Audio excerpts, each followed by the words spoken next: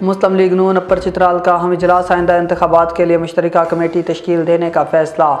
بونی اپر چترال سے آپ کو بتاتے چلے، بیورو چیف شبیر احمد کی رپورٹ کے مطابق آج بونی اپر چترال کے ایک مقامی ہوٹل میں مسلم لیگ نون اپر چترال کے ضلعی اور تحصیلی عہدیداران کا ایک اہم اجلاس سابق ایم پی اے سید احمد کی زیر صدارت منعقد ہوا۔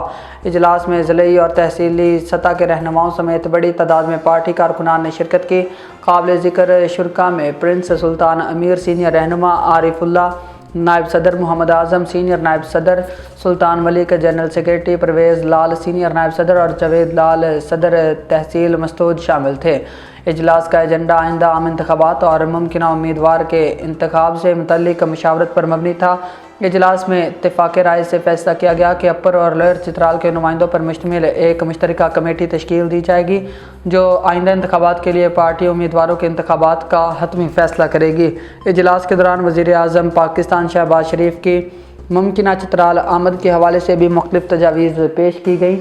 رہنماؤں نے زور دیا کہ وزیر اعظم کو اپر چترال کے دورے کی دعوت دی جائے تاکہ وہ علاقے کے مسائل خصوصاً گندم میں سبسڈی کے معاملے کو خود ملاحظہ کر سکے اور ان کے حل کے لیے مؤثر اقدامات کر سکے۔